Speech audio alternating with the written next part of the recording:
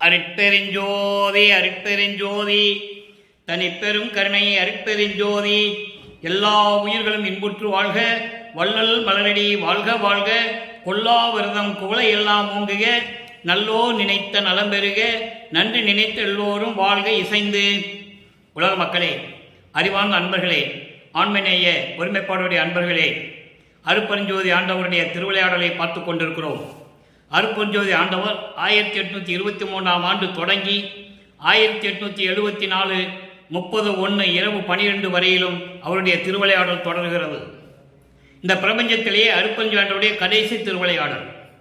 எத்தனையோ திருவிளையாடல்கள் நடந்து கொண்டிருந்தன. ஆனால் இது தன் மகனை ஒரு தாயின் வழியாக இந்த மண்ணுலைக்கு வருவிக்க உற்று உலக மக்களுக்கு சுத்த சன்மார்க்கத்தை தர வேண்டும் என்பதற்காகவே ஒரு திருவிளையாடல் நடந்தது. 51 ஆண்டுகள். இந்த 51 ஆண்டுகளையும் 8 பொறித்து தன் மகனுக்கு அருளை கொடுத்து கொண்டிருக்கிறார். வருவிக்க உற்று 1ஆம் ஆண்டிலிருந்து 8 ஆண்டுகளுக்குள் நமது பிள்ளை பெருமானவர்கள், அதாவது நமது குழந்தை இறைவன் பிள்ளை பெருமானவர்கள் வருவிக்க உற்று அவருக்கு பெயர் வைக்கிறார்கள். பின்னலூர் என்ற ஒரு கிராமத்திலே ராமலிங்கம் என்று ஒரு பெயர் வைத்து 5 மாத குழந்தையிலே சிதம்பரத்துக்கு எடுத்து செல்லும்போது அங்கே சிதம்பர ரகசியத்தை காட்டுகிறார் தன் மகனுக்காக அருட்பெருஞ்சோதி ஆண்டவர். வேய்வகை மேல் காட்டாதே என்று சொல்லுவார். தில்லை தலைத்தடையை திரைதூக்க தரிசித்த போது வேய்வகை மேல் காட்டாதே எந்தனக்கை வெளியாய் காட்டிய மெய்புறவா மெய்ப்பொருளை என்று சொல்லுவார். ஆக தன்னுடைய சிதம்பர ரகசியத்தை தன் மகனுக்கு காட்டியது அந்த 1 ஆண்டுகளுக்குள். அதன் பிறகு 8 ஆண்டுகள் வரையிலும் நமது பிள்ளை பெருமானவர்கள் ஒரு மனம் நிலை ஒரு நிலையில் இல்லாமல் மனம் அலைபாய்கிறது. மனம் அலைபாய்ந்து கொண்டிருக்கின்ற நேர காலகட்டங்களில் 9வது ஆண்டில், அதாவது 2வது 8 என்பது 9வது ஆண்டிலிருந்து 17 ஆண்டுகளுக்குள் அந்த 8 வருடங்களுக்கு எப்படியெல்லாம் அருளை கொடுத்தார், காட்சி கொடுத்தார் என்பதையும், அதன் பிறகு படிப்படியாக திருமுறைகள் உருவாகும் போது 3ஆம் திருமுறையிலே எப்படி இறைவனை தேடி அலைகிறார் என்பதையும், 4ஆம் திருமுறைக்கு வரும்போது ஏமசித்தியை எப்படி பெற்றுக்கொண்டார் என்பதையும், அதன் பிறகு சுத்த சன்மார்க்கத்தை பெற்ற பிறகு இறைவனுடைய திருவிளையாடல் எப்படி நடந்தது என்பதையும் திருவெட்பாவிலே ஒவ்வொரு பாடலின் மூலமாக நமக்கு அருளி இருக்கிறார்கள். நம்மளையெல்லாம் படைத்து காத்து கொண்டிருக்கின்ற அருட்பெருஞ்சோதி ஆண்டவராகிய வள்ளல் பெருமானவர்கள். அதை நீங்கள் நல்ல மனசில் புரிஞ்சுக்கணும். இதெல்லாம் இறைவனுடைய திருவிளையாடலால் நடந்து கொண்டிருக்கிறது. அதற்கான சான்றுகள், உண்மைகள் எல்லாமே திருவெட்பாவிலே இருக்கிறது. எதுக்காக வருவிக்க விட்டேன் என்றதையும் திருவெட்பாவிலே அகவலிலே, அருட்பெருஞ்சோதி அகவலிலே வள்ளல் பெருமானவர்கள் தெளிவாக நமக்கு அருளி இருக்கிறார்கள். ஆன்ற சன்மார்க்கம் அணிபெற என்னைத்தான் ஈன்று அமுதளித்த இனிய நற்றாயே என்று சொல்லுவார். அப்போ எதற்காக அவர் வருவிக்க விட்டார் என்ற நிலை நமக்கு புரிகிறது. இப்போ 9 ஆண்டுகள் கழித்து 9வது ஆண்டில் தன்னை ஆட்கொண்ட அருட்பெருஞ்சோதி ஆண்டவர் வள்ளல் பெருமானவர்கள் யார் என்ற நிலையை மட்டும் தெரிவித்து விட்டு சென்று விட்டார். வருவிக்க விட்டவன் என்ற நிலை மட்டும் நமது பிள்ளை பெருமானவர்களுக்கு தெரிகிறது. வேற எந்த நிலையும் தெரியாது. இதெல்லாம் மறைப்பு நிலையில் இருந்து கொண்டிருக்கிறது. ஆண்டாறு 3வது ஆண்டில் ஆட்கொண்ட அருள்கடலே என்று சொல்லுவார். ஆரோடு 3வது ஆண்டிலே என்னை ஆண்டவரே என்று சொல்லுவார். ஆக 9வது ஆண்டில் இறைவன் ஆட்கொண்டது உறுதியாக திருவெட்பாவில் நமக்கு அருளி இருக்கிறார்கள். அதனால்தான் திருவெட்பாவிலே ஒவ்வொரு பதிகத்திலும் ஒவ்வொரு பாடலின் மூலமாக அருட்பெருஞ்சோதி ஆண்டவருடைய திருவிளையாடல் எப்படி நடந்து கொண்டிருந்தது என்பதை பார்த்து கொண்டிருக்கிறோம். வல்லப்பெருமானவர்கள் மண்ணுலைக்க வருவிக்க உற்று 201 ஆண்டுகள் முடிந்து விட்டது. 202வது ஆண்டில் நாம் அடியெடுத்து வைத்திருக்கிறோம். இதுவரையிலும் சுத்த சன்மார்க்கத்துடைய விளக்கத்தையும், வல்லப்பெருமானுடைய அருள் தன்மையையும், அருட்பெருஞ்சோதி ஆண்டவர் எப்படியெல்லாம் திருவிளையாடல் செய்தார் என்ற உண்மையையும் யாரும் இந்த உலகிற்கு வெளிப்படுத்தவில்லை. அதை நாம் திருவெட்பாவின் பாடலின் மூலமாக பார்த்து கொண்டிருக்கிறோம். நன்றாக கவனியுங்கள். இன்று ஒரு நாள் மட்டுமோடு முடிவதல்ல, திருவிளையாடல் தொடரும். 4 ஆண்டுகளுக்கு தொடர்ந்து சொல்ல வேண்டியிருக்கிறது. அதனால் நீங்கள் தினமும் இதை பார்த்தால்தான் திருவெட்பாவில் இருக்கிற அந்த உண்மைகளையும், அருட்பெருஞ்சோதியுடைய திருவிளையாடலையும், வள்ளல் பெருமானுடைய இறைத்தன்மையையும், கடவுள் நிலையையும் நீங்கள் அறிந்து கொள்ள முடியும் என்பதை இங்கு நான் கூறிக்கொள்ள கடமைப்பட்டிருக்கிறேன். இப்ப பாருங்க, 1வது திருமுறை 8 ஆண்டுகள் முடிந்து விட்டது.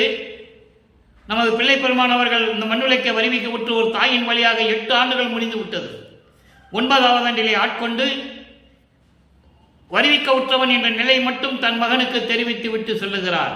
காட்சி கொடுத்து விட்டு மறைந்து விடுகிறார். அதன் பிறகு என்ன நடக்கிறது? 1ஆம் திருமுறையிலே திருவருள் முறையீடு. 1ஆம் திருமுறையிலே திருவருள் முறையீடு. அதில் பாருங்க, என்போல் மனிதரை ஏன் அடுப்பேன், என்போல் மனிதரை ஏன் அடுப்பேன், எனக்கு எய்ப்பில் வைப்பாம் பொன்போல் விளங்கும் புரிசடையான் தன்னை போய் விடுத்தேன், துன்புவோர் அணுவும் பெற்றேன், இனி யான் என்று சொல்லி வந்தேன், முன்போல் பாராமுகம் செய்யேல் அருளுக முக்கண்ணனே. அருளுக முக்கண்ணனே என்று சொல்லுகிறார். அப்போ சமயங்களும் மதங்களும் மார்க்கங்களும் சூழ்ந்திருந்த காலகட்டங்களில் இந்த சைவ சமய தலைவர்களை எல்லாம் எப்படி உருவகப்படுத்தினார்கள்? முக்கண்ணன் என்று சொல்லுவார்கள், தியாகராஜன் என்று சொல்லுவார்கள், நடராஜன் என்று சொல்லுவார்கள், சிவபெருமான் என்று சொல்லுவார்கள், சொக்கலிங்கம் என்று சொல்லுவார்கள், சுந்தர மகாலிங்கம் என்று சொல்லுவார்கள். இதெல்லாம் சைவ சமயத்தை சேர்ந்த தலைவர்களுடைய பெயர்கள் என்பதை இங்கே நான் குறிப்பிட கடமைப்பட்டிருக்கிறேன். அதன் பிறகு பாருங்க, இந்த பாடலுடைய பொருள் பாருங்க, என்போல் மனிதரை ஏன் அடுப்பேன், எனக்கு எய்ப்பில் வைப்பாம் பொன்போல் விளங்கும் புரிசடையான் தன்னை போய் விடுத்தேன். இதனுடைய பொருள் பாருங்க, என்போல் உள்ள மனிதர்களிடம் ஏன் நான் சென்று முறையீடு செய்ய வேண்டும், என்போல் இருக்கின்றவர்களிடம் நான் ஏன் சென்று முறையீடு செய்ய வேண்டும், எனக்கு எய்ப்பில் வைப்பாம் பொன்போல் விளங்கும், எனக்கு எதிர்காலத்தில் அருள் செல்வம் கொடுக்கக்கூடிய இறைவன் இருக்கும்போது நான் மனிதர்களிடம் எதுக்கு சென்று முறையீடு செய்ய வேண்டும்? செய்ய வேண்டிய அவசியம் இல்லை. நல்லா புரிஞ்சுக்கணும். அவருடைய முறையீடு எப்படி இருக்கு பாருங்க.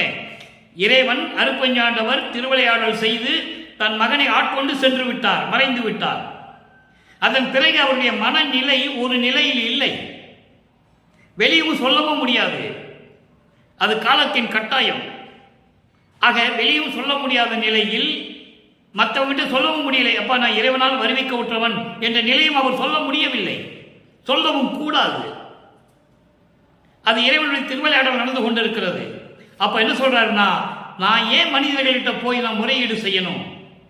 அப்படியெல்லாம் செய்ய முடியாது. எனக்கு எதிர்காலத்தில் அருள் செல்வத்தை கொடுக்கக்கூடிய இறைவன் இருக்கும்போது நான் ஏன் போக வேண்டும்? அப்ப அந்த இறைவன் யாருன்னு சொல்றாரு? பொன்போல் விளங்கும் புரிசடையான் தன்னை போய் அடுத்தேன். பொன் போல மின்னிக் கொண்டிருக்கின்ற பின்னிய சடையை உடைய இறைவனிடம் போய் நான் செல்வேனே தவிர உலகத்தில் இருக்கின்ற மனிதர்களிடம் சென்று நான் முறையீடு செய்ய மாட்டேன். அப்ப சொல்றாரு, துன்பும் ஓர் அணுவும் பெறேன். நான் இறைவனிட்ட போயிட்டா ஒரு அணு துன்பம் கூட நான் என்ன பெற மாட்டேன், நான் துன்பப்பட மாட்டேன். இனி யான் என்று சொல்லி வந்தேன், இனிமேல் நான் துன்பப்பட மாட்டேன் என்று நான் சொல்லி வந்தேன், சொல்லிக் கொண்டிருக்கிறேன். முறையீடு செய்கிறார் இறைவனிடம். இறைவா, நான் மனிதர்களிடம் போய் ஏன் முறையீடு செய்ய வேண்டும்? இறைவன் நீ இருக்கும்போது நான் மற்றவர்களிடம் ஏன் செல்ல வேண்டும்? உன்னிடம் நான் வந்துவிட்டேன், இனி எந்த துன்பத்தையும் நான் பெற மாட்டேன் என்று நான் சொல்லிக் கொண்டிருக்கிறேன். முன்போல் பாராமுகம். முன்போல் என்பது என்னை வருவிக்க உற்று என்னை ஆட்கொண்டாயே, அதன் பிறகு என்னை மறைத்து விட்டாய். அதன் போல் பாராமுகம் போல் இருக்கக்கூடாது, பாராமுகம் போல் செய்யேன், பாராமுகம் போல் இருக்கக்கூடாது. உடனே வந்து எனக்கு அருள வேண்டும் என்று சொல்லுகிறார். முக்கண் உடைய இறைவனே, 3 கண்களை உடைய இறைவனே, நான் ஏன் உலகில் இருக்கிற மக்களிடம் போய் சென்று நான் என்னுடைய துன்பத்தை எல்லாம் முறையீடு செய்ய வேண்டும்? நான் உன்னிடம் வந்து விட்டேனே, நீதானே எனக்கு அருள வேண்டும். இனிமேல் நான் எந்த துன்பத்தையும் பெற மாட்டேன், நான் இறைவனிடம் சென்று கொண்டிருக்கிறேன் என்று நான் சொல்லி வந்து கொண்டிருக்கிறேன். பிறரிடம் நான் சொல்லிக் கொண்டிருக்கிறேன். என்னை கேட்கும்போது ஏன் துன்பப்படுகிறாய் என்று கேட்கும்போது நான் சொல்லிக் கொண்டிருக்கிறேன், நான் இறைவனிடம் இருக்கிறேன், எனக்கு எந்த துன்பம் வராது என்று நான் சொல்லிக் கொண்டிருக்கிறேன். எனவே முன்னால் போல் பாராமுகமாக இருக்கக்கூடாது, சீக்கிரம் வந்து எனக்கு அருளை கொடுக்க வேண்டும் முக்கண்ணனை என்று சொல்லி இந்த முறையீடு செய்கிறார். இது 1ஆம் திருமுறை. இப்போ 2ஆம் திருமுறை திருவொற்றியூருக்கு செல்லுகிறார். நல்ல கவனிக்கணும். படிகள் ஆண்டுகள் கடக்க கடக்க வழிமுறைகள் மாறுகிறது. இறைவன் ஆட்கொள்வது எப்படி பண்றாரு பாருங்க. திருவொற்றியூருக்கு போ சொல்றாரு, உள்ளம் சொல்லுது. அப்ப அந்த மனதிடம் என்ன சொல்லிக் கொண்டிருக்கிறார்? மனதிடம் என்ன சொல்லிக் கொண்டிருக்கிறார்? மனம் என்பது ஒரு குரம்பு போல தாவிக்கொண்டு சென்று கொண்டே இருக்கும். தாவும் மான் என அப்படின்னு சொல்லுவார். மான் எப்படி தாவி தாவி போய் கொண்டிருக்கிறதோ அதுபோல் மனமும் தாவி தாவி குதித்து ஓடிக்கொண்டிருக்கும். காமத்திற்காக விளைந்து கொண்டிருக்கும். விளைந்து என்பது விரும்பி கொண்டிருக்கும். அந்த காமத்தை எப்படி நீக்குவது? திருவொற்றியூரில் இருக்கிற இறைவனை நாமம் சொல்லி எப்படி வணங்குகிறார்கள்? சமயங்களும் மதங்களும் மார்க்கங்களும் சூழ்ந்திருந்த காலகட்டங்களில் சிவபெருமானை எப்படி வணங்கினார்கள்? அதன் பிறகு சுத்த சன்மார்க்கத்தை பெற்ற பிறகு அதை வேண்டாம் என்று சொன்னார். சிவபெருமான் தேவையில்லை, நடராஜன் தேவையில்லை, யாரும் தேவையில்லை, அருட்பெருஞ்சோதி ஆண்டவர் ஒருவர் இருந்தால் போதும் என்று சொல்லுவார். இதான் இறைவனுடைய திருவிளையாடல் நடந்து கொண்டிருக்கிறது. சமயங்களும் மதங்களும் மார்க்கங்களும் மற்ற நிலையில் ஒரு மக்களுக்காக ஒரு தனி சன்மார்க்கம், சுத்த சன்மார்க்கம் மகனிடம் கொடுக்க வேண்டும். மகனை பக்குவப்படுத்துகிறார். அதைத்தான் நீங்க புரிஞ்சுக்கணும். அவர் திருநூறு பூசினாரே, உத்ராஜம் போட்டிருந்தாரே, கடுக்கான் போட்டிருந்தாரே சொல்லக்கூடாது. அது ஒரு காலகட்டத்தில் நடந்தது. அது இறைவனுடைய திருவிளையாடல் நடந்து கொண்டிருக்கிறது. இருந்துதான் ஆகணும். காலத்தின் கட்டாயம். அப்ப அதை வேண்டாம் சொல்றாருல, விட்டுட்டு வரணும். அதுதான் தர்மம், அதுதான் நியாயம், அதுதான் சத்தியம். இப்போ திருவொற்றியூரில் போய் மனதிடம் என்ன சொல்லுகிறார் என்று சொல்லுகிறார். நல்ல கவனிக்கணும். 2ஆம் திருமுறை அருள் நாம விளக்கம். அருள் நாம விளக்கம் என்பது இறைவனுடைய பெயருடைய அந்த அருள் பெயர் இருக்கிறதே, அதனுடைய விளக்கம் என்ன? இந்த சமயங்களும் மதங்களும் மார்க்கங்களும் சூழ்ந்திருந்த காலகட்டங்களில் எப்படி சிவாய நமன் சொன்னாங்க, ஓம் சண்முகன் சொன்னாங்க. ஓம் சிவ சண்முகன் சொன்னது ஈஸ்வரனுடைய பெயர். சண்முக தத்துவத்தை கொண்டவன். ஏற்கனவே இந்த விளக்கம் நான் கொடுத்திருக்கேன். சண்முக தத்துவம் தான் சுப்பிரமணியன் தத்துவமாகி சுப்பிரமணிய தத்துவத்தின் தலைவன் தான் முருகனாக உருவாக்கப்பட்டான். இது யாரும் மறுக்க முடியாது. திருவருட்பாவிலை கொண்ட உண்மை. ஆக ஈஸ்வரனை ஓம் சிவ சண்முகா என்றும் சிவாய என்றும் ஓ சிவாய என்றும் சொல்லிக் கொண்டிருந்தார்கள். இதை அகவலிலே சொல்லுவார். அற்புதமான ஒரு பாடல் இருக்கிறது. 5 8 6 4 முந்துரு மறை மொழியும் மந்திரமே. ஒரு காலத்தில் வேதங்கள் சொல்லிக் கொண்டிருந்தன. எப்படி? சிவாய நம, ஓம் சிவாய நம, சிவ சிவா, ஓம் ஔம் ஆம் சிவாய நம, இதை 8 எழுத்து மந்திரம். இப்படியெல்லாம் ஒரு காலத்தில் வேதங்கள் சொல்லிக் கொண்டிருந்தன என்று சொல்லுவார். அதை தான் இங்க சொல்றார். எப்படி பாருங்க. நன்னும் மங்கையர் புழு மலப்புலியில் நாளும் வீழ்வுற்று நலித்திடே நிதமாய். நிதமென தினமும். என்னும் என் மொழி குருமொழியாக எண்ணி ஒற்றியூருக்கு என்னுடன் போந்து. ஆதாரத்துடன் பேச வேண்டும். ஆதாரத்துடன் இறைவனுடைய திருவிளையாடலை சொல்ல வேண்டும் என்பதற்காகத்தான் ஒவ்வொரு பாடலையும் சொல்லி அந்த பாடலுக்கு இறைவன் கொடுத்த விளக்கத்தை உங்களுக்கு நான் சொல்லிக் கொண்டிருக்கிறேன். இறைவன் கொடுத்த விளக்கம், என் விளக்கம் அல்ல. என்னுடன் போந்து பண்ணும் இன்சுவை அமுதினும் இனியதாய் பத்தர் நால்வோரும் சித்தம் உள்ளூர உண்ணும் ஓம் சிவ சண்முகா சிவ ஓம் சிவாயனமா என்று உன்னுதி மனனே. உன்னுதி மனனே என்றால் நீ நினைத்துக் கொள்வாயாக மனனே என்று சொல்லுகிறார். இந்த பாட்டுடைய விளக்கம் பாருங்க, நல்லா கேளுங்க. அதாவது காமம் என்பது ஒரு பெண்களின் மூலமாக தான் வரும். அதை தான் நீங்க பெண்களை குறிப்பிடுகிறார். நல்லா நீங்க புரிஞ்சுக்கணும். பெண்களை இழிவுபடுத்துவதற்காகவோ மற்றபடி பேசுவதற்காகவோ இங்க மங்கையர் என்று சொல்லவில்லை. காமம் வர வேண்டும் என்றால் காமம் உருவாகும். எங்க உருவாகும்? பெண்களிடமிருந்து உருவாகும். அப்ப அந்த எண்ணத்தை நீக்க வேண்டும். பெண்களை பார்த்த உடனே காமம் உருவாவதை நீக்க வேண்டும். இல்லறத்தில் காமம் இருப்பது வேறு, அது உலகியல் காமம். நல்லா நீங்க புரிஞ்சுக்கணும். காமத்துக்கு நிறைய விளக்கம் இருக்கு. எத்தனை வகையான காமங்கள் இருக்கின்றன. இந்த காமம் இந்த காமத்தினுடைய விளைவு பெரு விருப்பம் என்று சொல்லுவார். காமம் தலைக்கு ஏறிவிட்டால் தீய காரியங்கள் செய்ய நேரிடும்.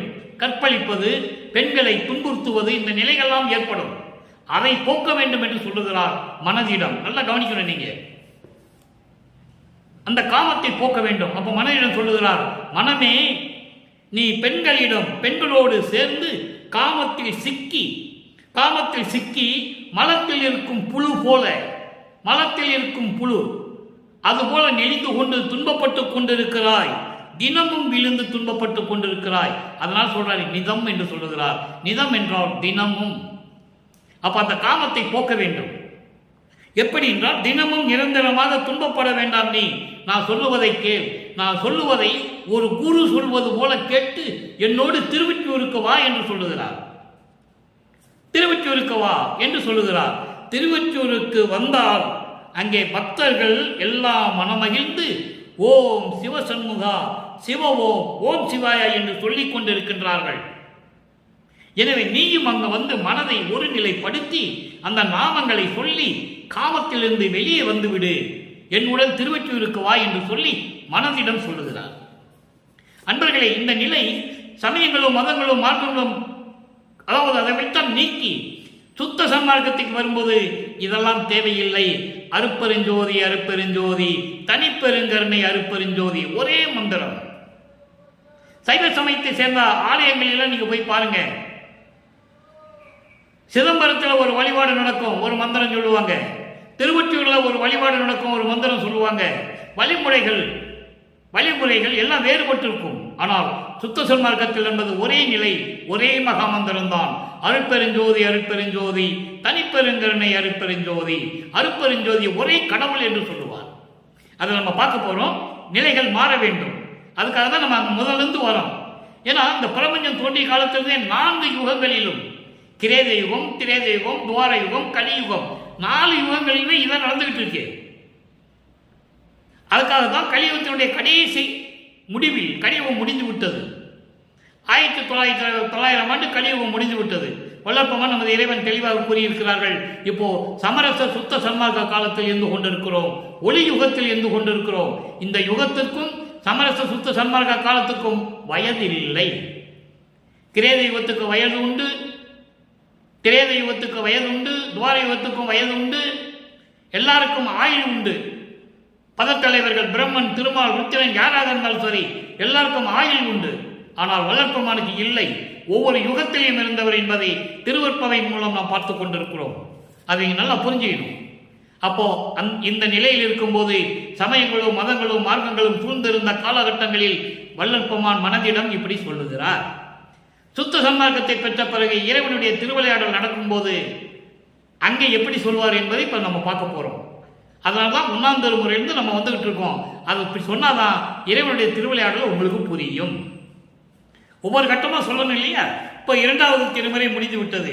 3வது திருமுறை இரங்கல் மாலை. இரங்கல் மாலையில எப்படி இறைவன் திருவிளையாடல் செய்தார் என்றதை சொல்றாரு. நல்லா நீங்க கவனிக்கணும், உன்னிப்பா கவனிக்கணும். 3ஆம் திருமுறை இரங்கல் மாலை பதிகம் 3 பாடல் 8வது பாடல். அங்க பாருங்க, தலைவனை காண முடியாமல் தலைவன் வந்து காதலிக்கிறான், தலைவியும் காதலிக்கிறாள். திடீரென்று தலைவன் வருவதில்லை. அப்போ தலைவியுடைய எண்ணம் எப்படி இருக்கும்? மனசு எவ்வளவு கஷ்டப்படும் அவளுக்கு. ஒரு நிலையில் இருக்க மாட்டாள். அப்போ காதலியுடைய அந்த செயலை யாரிடம் சொல்லுவார்? தோழியிடம் தான் முதல்ல சொல்லுவாங்க.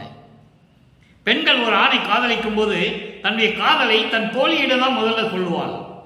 அதனால்தான் தன்னை தலைவியாகவும் இறைவனை தலைவனாகவும் வர்ணனை செய்து உள்ளத்தை தோழியாக வர்ணனை செய்து உள்ளத்திடம் சொல்லிக் கொண்டிருக்கிறார். அதான் இரங்கல் மாலை. இரங்கல் மாலை என்பது தலைவி வருந்தி இறைவனை காண முடியாமல், தன்னுடைய காதலனை காண முடியாமல் உள்ளத்திடம் சொல்லுவது. அப்போ அருட்பெருஞ்சோதி ஆண்டவர் எப்படி திருவிளையாடல் செய்தார், அதான ரொம்ப முக்கியம் நமக்கு.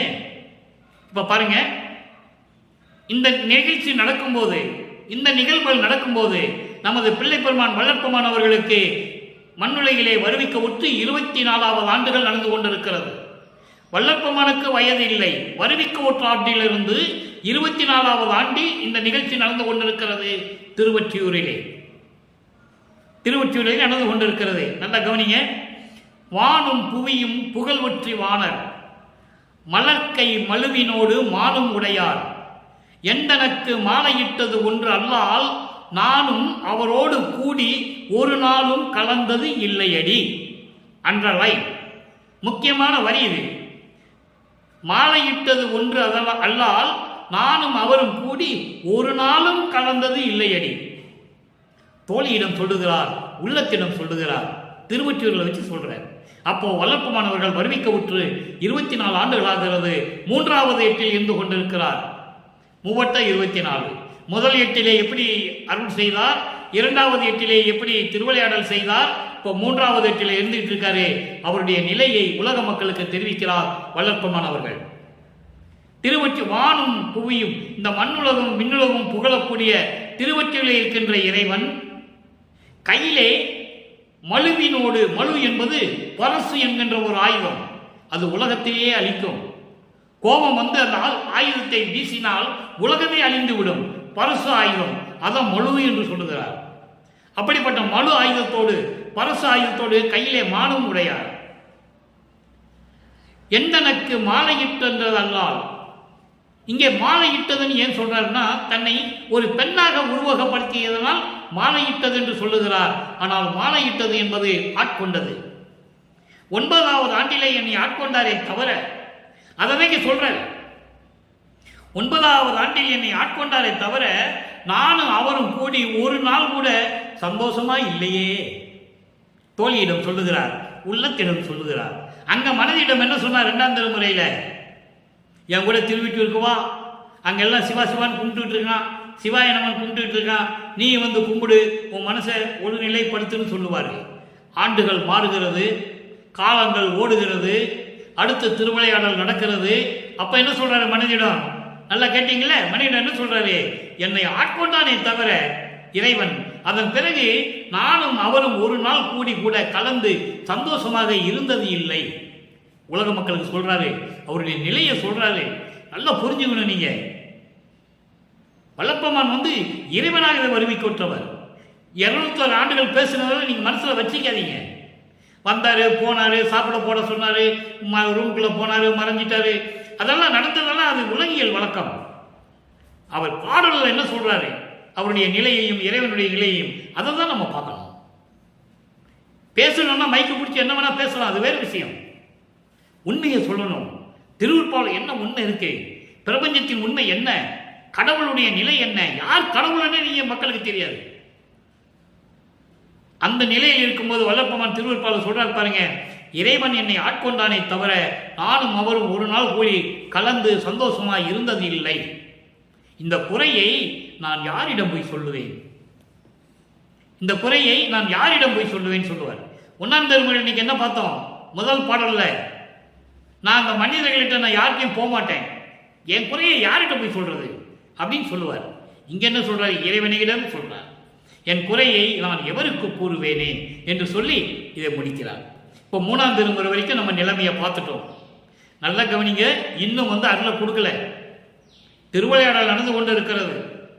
4ஆம் திருமுறைக்கு வருகிறோம். 4ஆம் திருமுறையிலே பதிகம் 5 பத்தி மாலை. 4ஆம் திருமுறையிலே முதல் பதிகம் அன்பு மாலை 31 பாடல்கள். 2வது திருமுறை அருள் பிரகாச மாலை 100 பாடல்கள். இதுக்கெல்லாம் நம்ம விளக்கம் கொடுத்தாச்சு. 3வது திருமுறை பிரசாத மாலை நம்ம ஏற்கனவே இப்போ நம்ம பார்த்துக்கிட்டு இருந்தோம், அதுவும் விளக்கம் கொடுத்தாச்சு. அங்கதான் திருநூறு வேண்டாம் மகனேன்னு இறைவன் சொல்லுவார் மகன்கிட்ட, அதையும் நம்ம பார்த்துட்டோம். திருநூறு பைய எடுத்து கொடுத்து எல்லாருக்கும் திருநூறு கொடுப்பாரு, இவரும் போய் கை நீட்டுவாரு. வந்தவர் இறைவன் இவருக்கு மட்டும் தான் தெரியும், மற்றவங்களுக்கு தெரியாது. அவர் வேண்டாம் மகனே, இதெல்லாம் 4ஆம் திருமுறை நடந்து கொண்டு இருந்தது. அப்போ இது வேண்டாம் மகனே என்று சொல்லும்போது அந்த பதிகத்தை நாம் பார்த்து விட்டோம், பிரசாத மாலை. அப்போ இப்ப பத்தி மாலைக்கு வந்திருக்கோம். இங்கதான் ஏம சித்தியை வாங்குறதே ஒவ்வொரு பாடல் மூலமா நம்ம பார்த்துக்கிட்டு இருக்கோம். இன்னைக்கு 8வது பாடல். இறைவன் எப்படி வந்து திரும்பி திருவிளையாடல் செய்து அருளை கொடுக்கிறார், அதை இங்க சொல்றாரு. நல்லா கவனிக்கணும். ஐயா, நின் அருள் பெருமை அருமை ஒன்றும் அறியேன். ஐயா, நின் அருள் பெருமை அருமை ஒன்றும் அறியேன். அறியாதே மறுத்த பிழை அத்தனையும் பொறுத்து மெய்யா அன்று என்னை அழைத்து வலியவும் அன்றலை. வலியவும் அண்டர்லைன் பண்ணுங்க, மனசுல நல்லா நினைச்சிக்கங்க. வலியவும், அங்க திருவிளையாடல் நடக்குது. மறுபடியும் வலியவும் என் கரத்தை வியந்து அளித்த பெருங்கருணை விளக்கம். பெருங்கருணை விளக்கம், பெருங்கருணை விளக்கம் என்பது ஏமசித்தியினுடைய விளக்கம். எந்த மனமும் கையாது கண்களும் விட்டு அகலாதே இன்னும் காண்கின்றதாயினும், இன்னும் நான் பார்த்துக்கிட்டு இருக்கேன், இருந்தாலும் என் கருத்து உருக காணேன். என் உள்ளம் இன்னும் உருகவில்லை, நெகிழவில்லை. மனம் இன்னும், என் மனம் ஒரு நிலையில் இல்லை என்று சொல்லுகிறார். இன்னும் நிறைய விஷயங்கள் இருக்குல்ல, அதுக்காக சொல்றேன். ஐயா, அதாவது எப்பாவன் யாராலும் இதற்கு உருகல் அறிதலவே. எய்யாவன் பரவும் இதற்கு உருகல் அறிவிலவே. அதாவது யாராலையும் நினைச்சா கூட இந்த மனசுல உருகல் ஏற்படாது, நிகழ்ச்சி ஏற்படாது என்று சொல்லுகிறார். எய்யாவன் பரலும் இதற்கு உருகல் அறிந்தளவே இனித்த நலம்புரிந்து மன்றில் தனித்த சிவக்கொழுந்தே. இது பாடல். இந்த பாடலுடைய விளக்கம் பாருங்க. கடவுளே, இறைவனே, இறைவனே ஐயா என்று சொல்லுகிறார். இறைவனே, நின் அருள் பெருமை, உன்னுடைய அருள் பெருமையையும் அறிவையையும் நான் அறியேன், எனக்கு தெரியல. அறியாதே நான் அறியா பருவத்தில் உன்னாலே வருவிக்கவுற்று 9 ஆண்டுகள் வரையும் நான் பட்ட துன்பங்களில் எல்லாவற்றையும் நான் செய்த பிழைகளை எல்லாம், சமயங்களிலும் மதங்களிலும் மார்க்கங்களில் இருக்கும்போது நான் செய்த தவறுகள் என சுத்த சன்மார்க்கத்துக்கு வரும்போது அது செய்தது தவறு தானே. ஆனால் இது நடந்தது இறைவனுடைய திருவிளையாடல் என்பது அவருக்கு தெரியும். நான் அறியாத பருவத்தில் தெரியாமல் செய்த தவறுகளை எல்லாம், செய்யக்கூடியாத செய்ய தவறுகளை எல்லாம், சுத்த சன்மார்க்கத்தில் இருக்கும்போது செய்யக்கூடியாத தவறுகள் எது? சுத்த சன்மார்க்கத்தில் இருக்கும்போது செய்யக்கூடியாத தவறுகள் எது என்றால் குறியீடுகள், உருவ வழிபாடு செய்வது, திருநீர் பூசுவது, ஆராதனை பண்ணுவது, வெத்தலை வாக்கு வச்சு கும்பிடுறது, தேங்காய் உடைக்கிறது, இதெல்லாம் இருக்கக்கூடாது. இது சுத்த சன்மார்க்கத்தில் வந்த பிறகு தெரியாது பிழைகள் செய்தால் அதெல்லாம் பிழைகள், தவறுகள். தெளிவாக சொல்லுகிறார் வளர்ப்பமான், யாரும் மறுக்க முடியாது. அப்போ அப்படி செய்த பிழைகளை எல்லாம் பொறுத்து மன்னித்து, மெய்யா உண்மையான கடவுளே அன்று என்னை அழைத்து, இது 3ஆம் திருமுறை வரைக்கும் முடிஞ்சு போச்சு.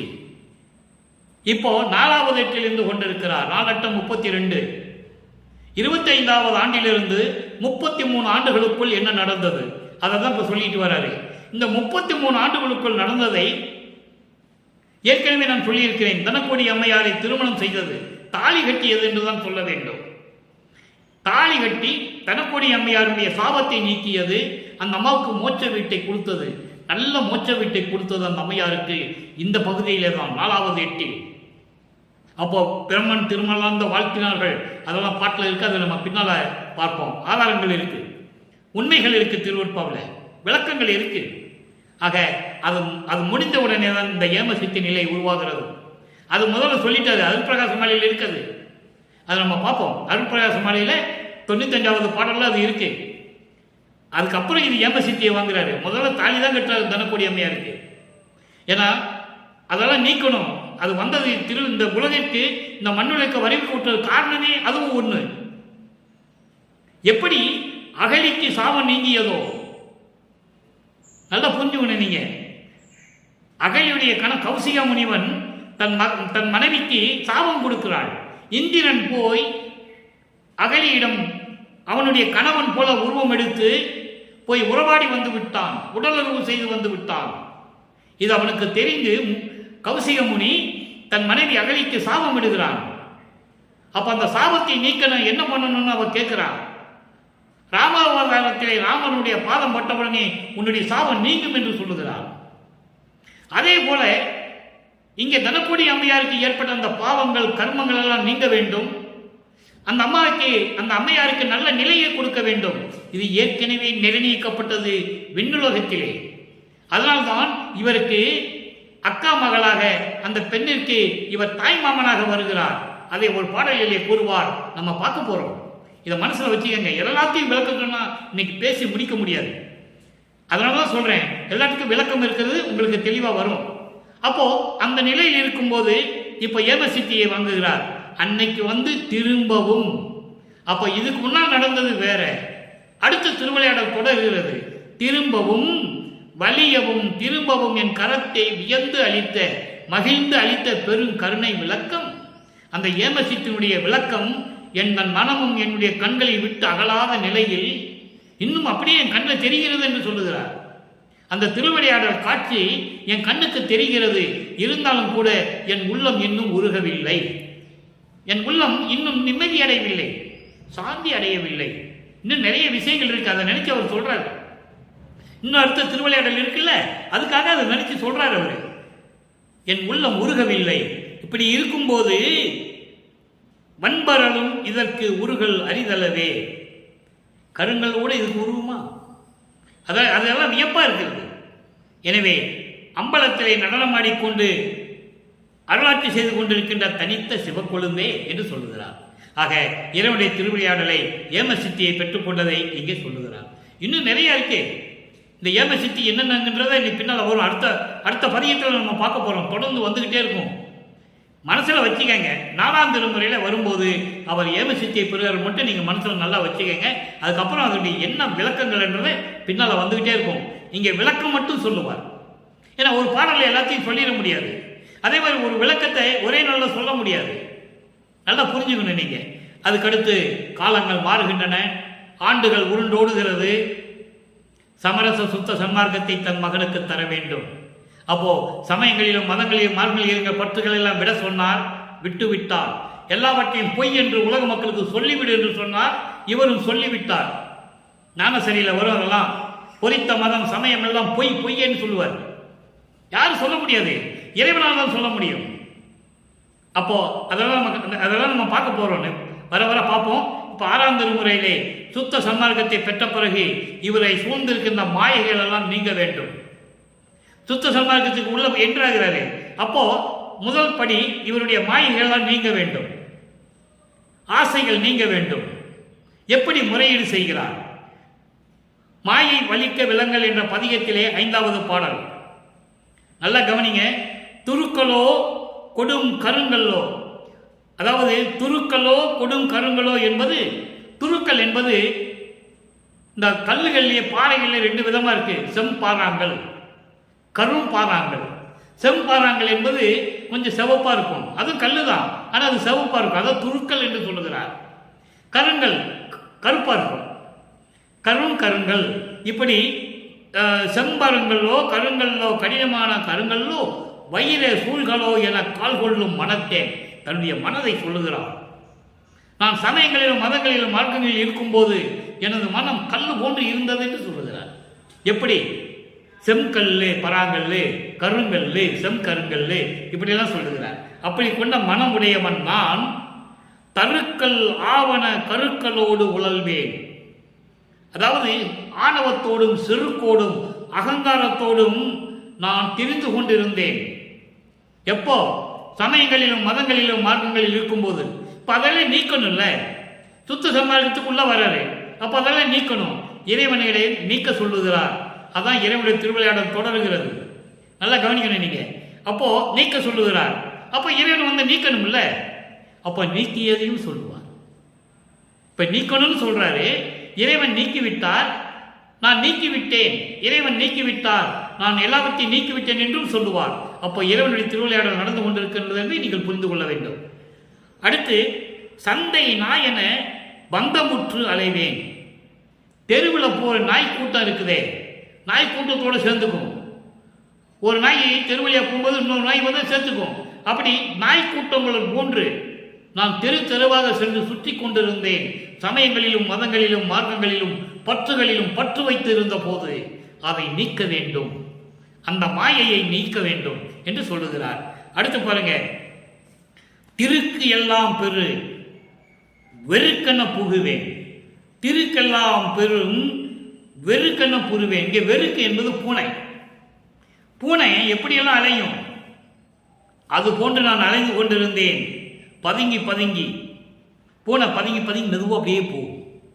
பூனை போகும்போது பார்த்துருக்கீங்கள, மனுஷங்களை பார்த்து அப்படி அப்படி பதுங்கும், அப்படி அப்படி அப்படி அப்படி போகும்.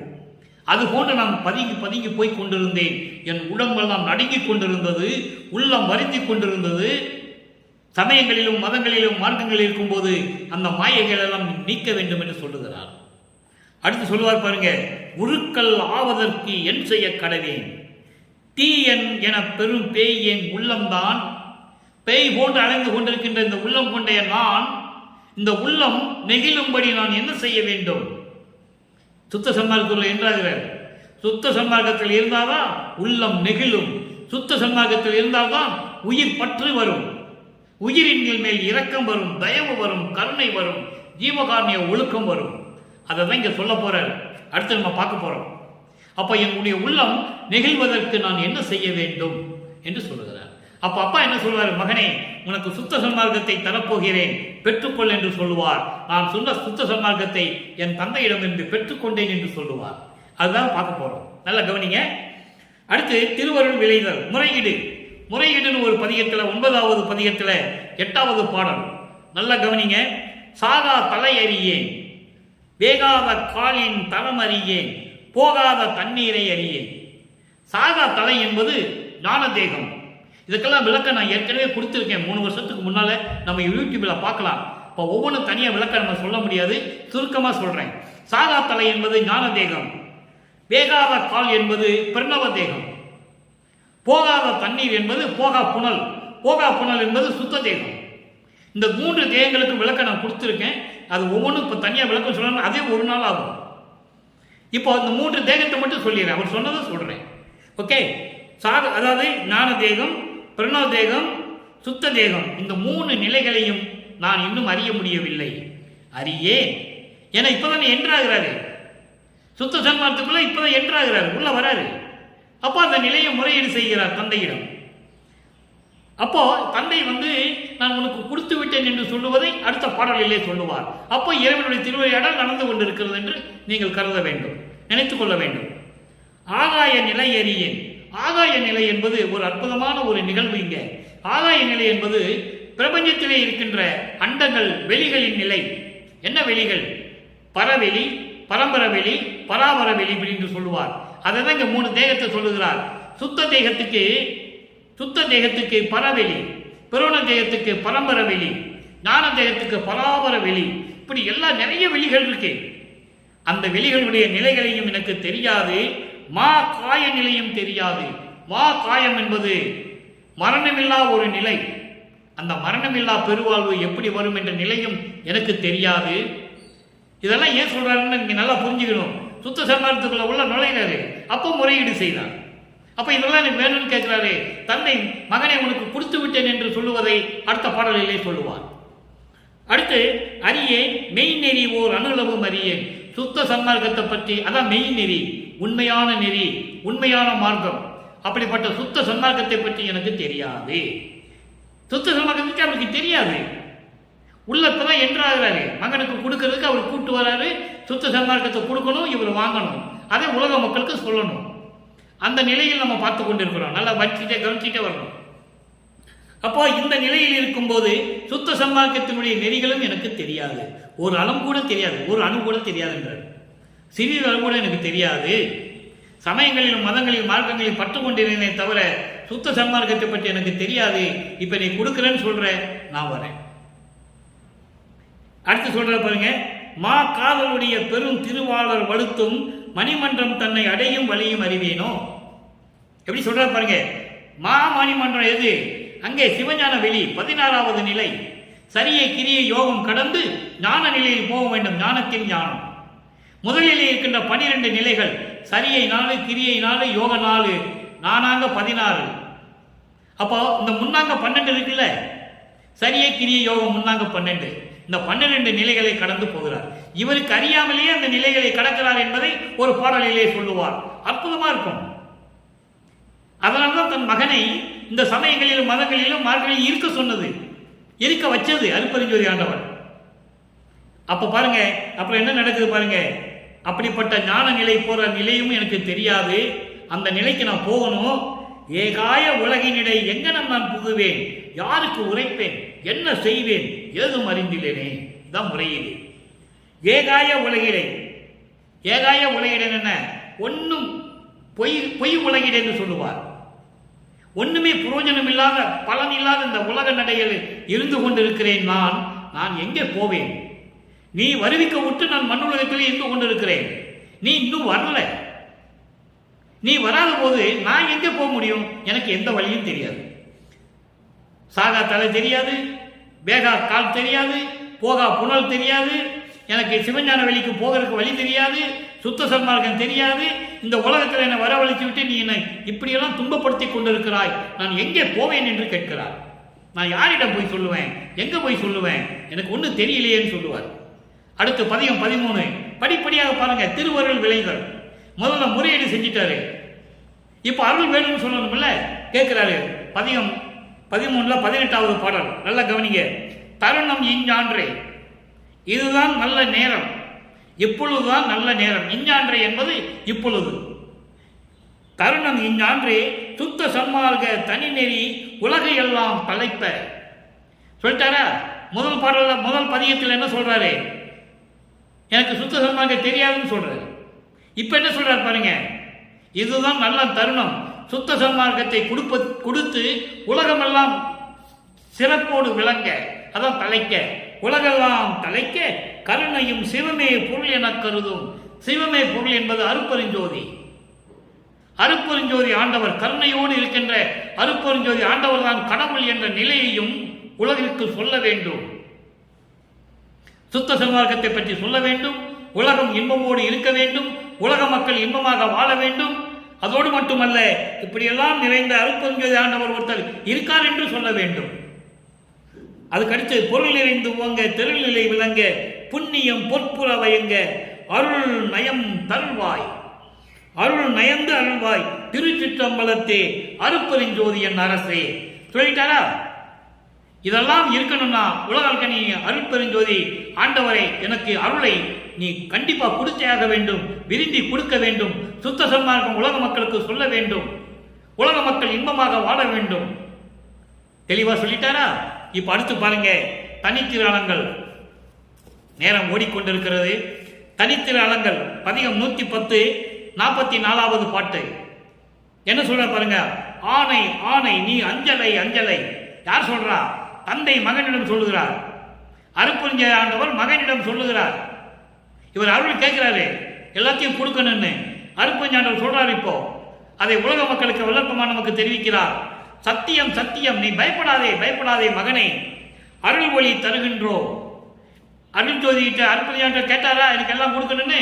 இப்ப தந்தை சொல்றாரு, உனக்கு அருட்பெருஞ்சோதி கொடுத்துட்டேன். எப்படி சொல்றாரு பாருங்க. இதுதான் இறைவனுடைய திருவிளையாடல். அருட்பெருஞ்சோதியை உனக்கு கொடுத்துட்டேன். கோனை மாநிலத்தவர் எல்லாம் நின்னையே குறிகொள்வர். இந்த சமயங்களும் மதங்களும் மார்க்கங்களையும் சார்ந்து கொண்டு இந்த உலகத்தில் இருக்கின்றவர்கள் எல்லாம் உன்னைதான் நினைத்துக் கொண்டிருப்பார்கள், உன்னை எதிர்பார்த்து கொண்டிருக்கிறார்கள். இவன் என்ன பெறுவான் என்று எதிர்பார்த்து கொண்டிருக்கிறார்கள், என்ன நடப்போம் என்று எதிர்பார்த்து கொண்டிருக்கிறார்கள். உனக்கு அருட்பெருஞ்சோதியை கொடுத்து விட்டேன். அடுத்து சொல்லுவார் பாருங்க, நினைக்கேயம் ஆணை அம்பலத்து அரசையும் அளித்தனம். அண்டர்லைன், அம்பலத்து அரசு, இந்த பிரபஞ்சத்தை இயக்கக்கூடிய அத்தனை அருள் சக்தியும் உனக்கு கொடுத்து விட்டேன் சொல்லிட்டாரா? அடுத்து வாழ்க நீ மகனே.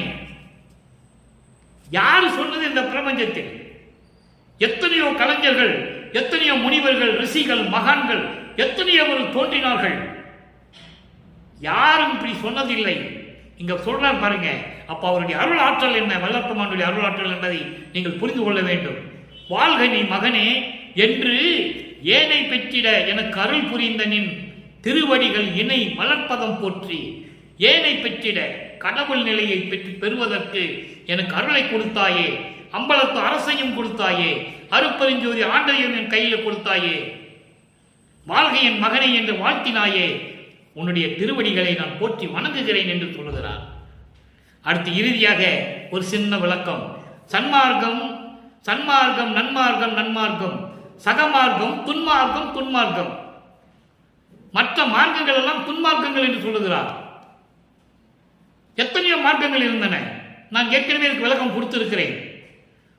திருநாவுக்கரசர் இருந்தெல்லாம் தசா மார்க்கம், சர்வோத்திர மார்க்கம் ஞானசம்பந்தர் இருந்தது, சகமார்க்கம் சுந்தரன் இருந்தது, அதாவது ஊரநடிகளா, அவன் பேர் ஊரநடிகளா.